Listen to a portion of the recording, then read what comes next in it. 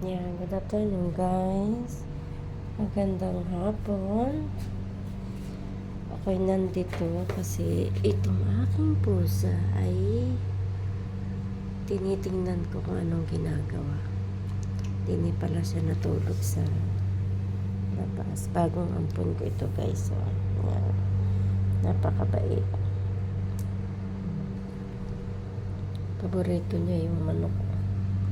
Halos hindi niya maubos siya. Kaipis na. Kasi gabi siya hindi ko pinakain, ginutom ko. Ayan. Ayan. Yan yung pagkain. Pagkalikot niya lang siya pauli-uli dyan. Dyan. Tapos doon. Yung sa kasi natatakbo. Punta sa dito niya. Yan, ganyan lang. Gusto niya dito sa may gusto niya dito sa may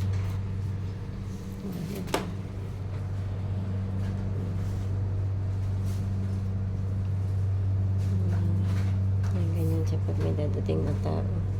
Ayan. Sino yun? Sino yun? Lalong gising. Ayan.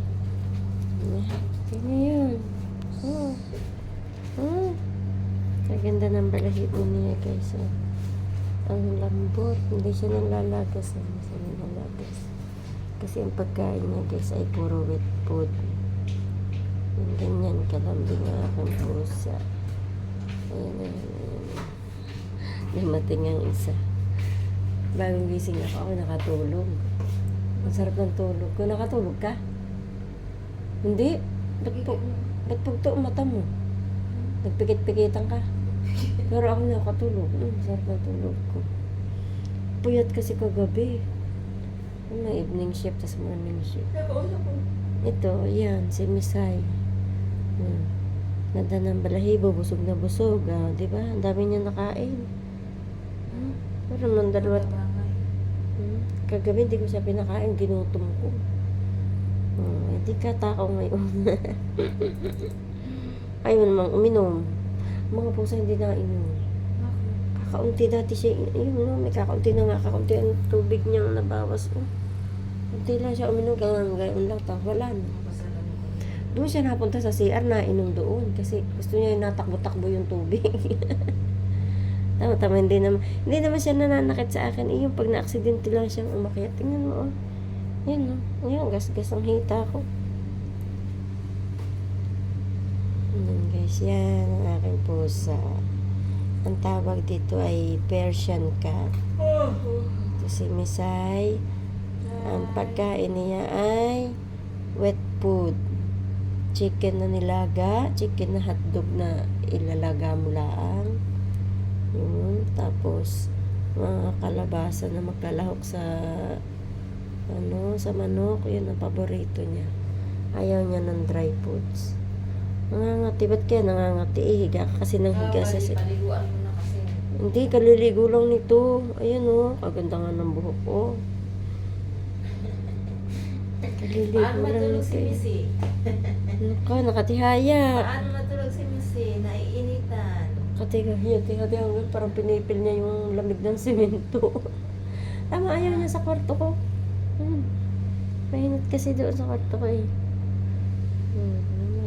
Napakalambing.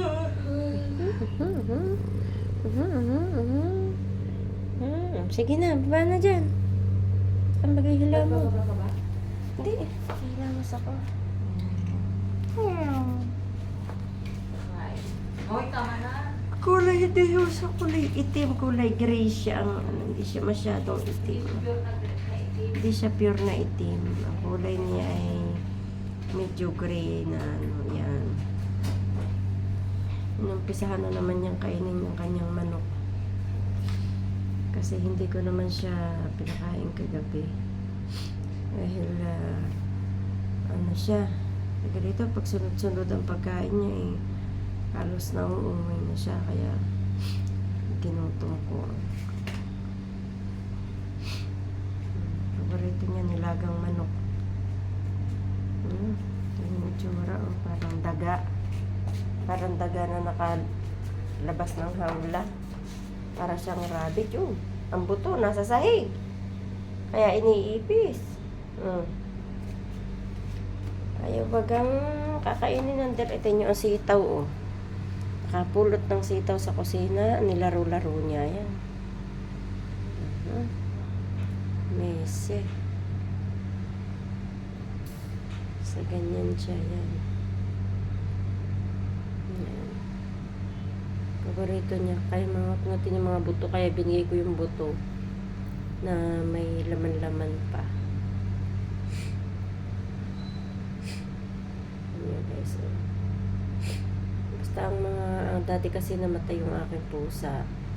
At dahil kasi ang pakain ko doon ay dry foods at saka yung mga nasa incan.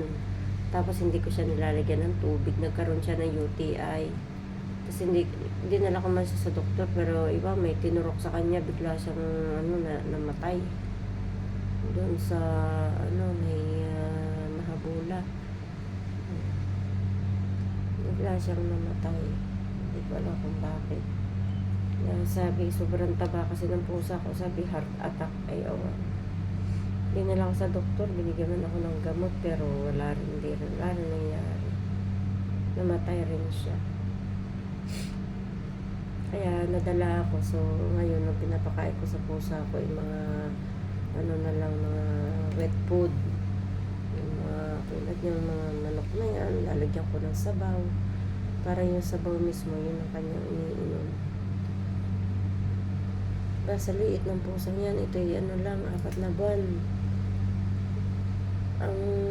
Ayun ang kanyang dumihan, pagka dinadakot ko, nasa 4 na kilo na rin. Napaka dami niyang umihi. Ang dami sa kanila ihi.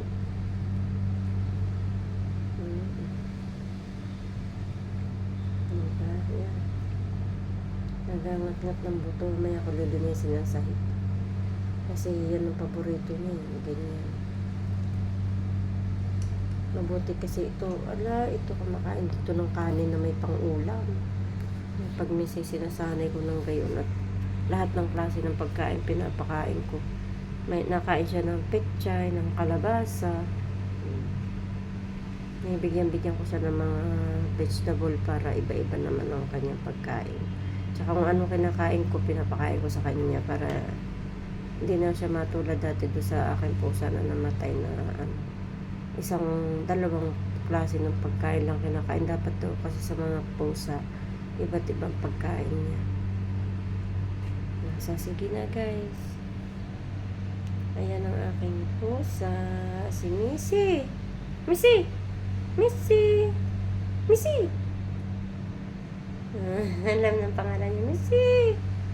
Dati hindi niya alam ang pangalan niya eh. Pinangalanan ko ng Missy. Missy, kasi yung kanyang kulay, Missy. Bye-bye na po. Missy!